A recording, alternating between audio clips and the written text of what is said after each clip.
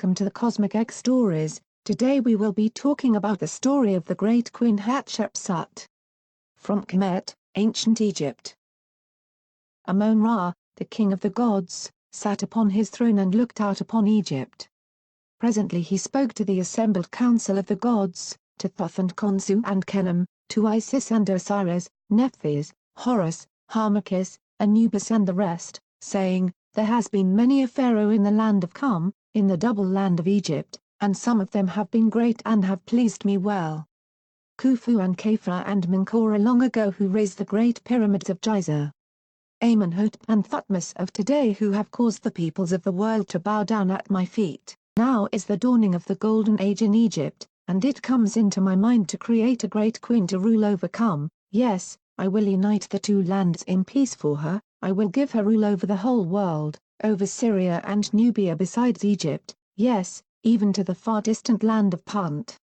Then said Isis in her silvery voice that sounded like the shaken bells on her sistrum, "Father of gods and men, no queen has yet ruled in Egypt, in the holy land of Khum, save only one, when the good god Osiris had passed into the Duat, and the good god Horus was still but a child, while Seth the evil, the terrible one, stalked unchained up and down the land. Father of gods and men, if you create such a queen, my blessing and wisdom shall be upon her." Then Thoth spoke, Thoth the thrice-wise from whom no secrets were hid, "O Amun-Ra, lord of the two lands, king of the gods, maker of men, hearken to my words. In the royal palace at Thebes set in the Black Land, the rich country that Khnum has made fertile with the dark mud of the inundation, dwells a maiden.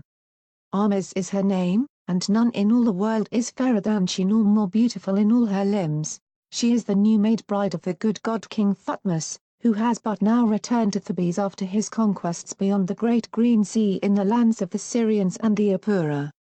She alone can be the mother of the great queen whom you are about to create as ruler of the two lands. She rests alone in the palace of the king. Come, let us go to her." So Thoth took upon himself his favorite form, that of an ibis, in which he could fly swiftly through the air unrecognized by any. In this guise he flew into the palace of Thutmose at Thebes. Then Thoth cast a spell over the palace so that every living thing slumbered. Only the king, King Thutmose himself, seemed to be awake, and yet it seemed that it was only his body which did not sleep. For, as if he were already dead, his three spiritual parts, the Ba, or soul, the Ka, or double, and the Khu, or spirit, left his body and gathered about it where it lay on the royal bed as they would in days to come when the good god King Thutmose would be left to lie in his deep tomb chamber beneath the Valley of Kings until the coming of Osiris. Yet the body of Thutmose now rose up from the bed, and the Ka took its place, lying there in the likeness of the king himself, while the Ba, like a bird with a human head, and the Khu in a tongue of flame, hovered over it. Now for a space the body of Thutmose was the dwelling place of Amun-Ra, the greatest of the gods, the maker and father of gods and men, and of all the earth. Great was his majesty and splendid his adornments. On his neck was the glittering collar of precious stones that only the king might wear, and on his arms were king's bracelets of pure gold and electrum, but on his head were two plumes, and by these alone might it be known that here was Amun-Ra.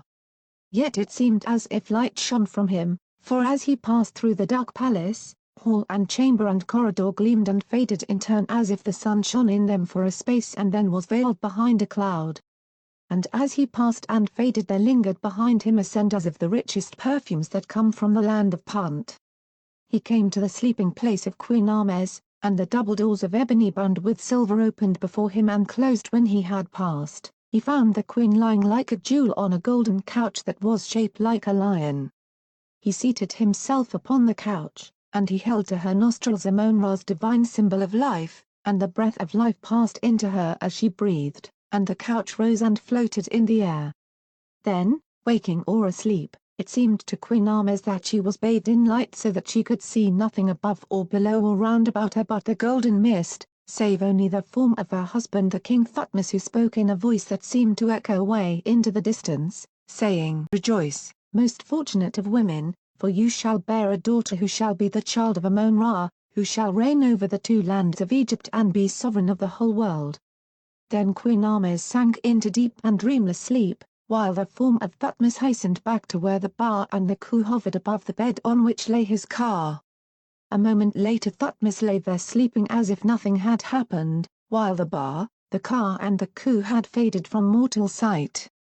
But Amon-Ra, father of gods and men, summoned to him Kenem the fashioner and said, "Mold clay upon your wheel, potter who forms the bodies of mankind, and make my daughter Hatshepsut who shall be born to Ahmes and Thutmose in the royal palace of Thebes." And when the time came Hatshepsut was born amid the rejoicing of all Egypt, and lay in her cradle beside the royal bed in the great room lit only by the moonlight. Then once again the silence of deep sleep fell upon all the palace of Thebes. And presently the double doors opened of themselves and Amon-Ra entered in his own likeness attended by Hathor the goddess of love and her 7 daughters, the Hathors, who weave the web of life for all who are born on this earth.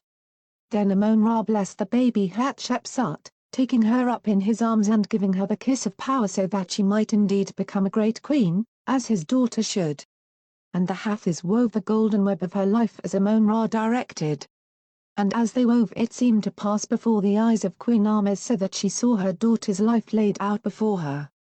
She saw Hatshepsut as a beautiful girl kneeling in the temple at Karnak or eastern Thebes while Amon-Ra and Horus poured the waters of purification upon her head, while the other gods and goddesses gathered in the shadows between the great columns to bless her. Then she saw Hatshepsut beside her human father King Thutmose journeying through all the land of Egypt from Tanis on the delta to Elephantine in the south, hailed by all as the great queen to be. She saw Hatshepsut being crowned as king of Egypt, the only woman ever to wear the double crown save for Cleopatra the Greek who was to bring about Egypt's fall 1500 years later. Then she saw her seated in state while the kings of the earth bowed down before her, bringing her gifts from the ends of the earth. And she saw Hatshepsut's great expedition to distant Punt, the ship sailing out of the Red Sea and far upon the waters of the ocean beyond to reach it on the coasts of Central Africa. She saw the beehive huts of the black dwellers in Punt built on piles in the water and overshadowed by palms and incense trees with ladders leading up to the entrances. And then she saw the expedition returning to Egypt and bringing all the treasures from Punt to the king Hatshepsut, and of how she dedicated them to her father Amon-Ra. Horus swaying the gold in his scales and Thoth writing down the measures of incense.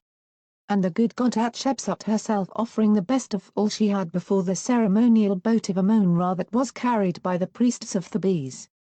Last of all she saw the masons and the carvers and the artists fashioning the great mortuary temple of Hatshepsut, cutting out and painting on its walls all the pictures that she had seen in the web of fate the Hathors were weaving before her on this night of Hatshepsut's birth. All things were fulfilled even as Queen Ahmes had seen. And Egypt reached its greatest glory under Hatshepsut and under her nephew Thutmose III who succeeded her. That's all for today, stay tuned for more and thank you for watching.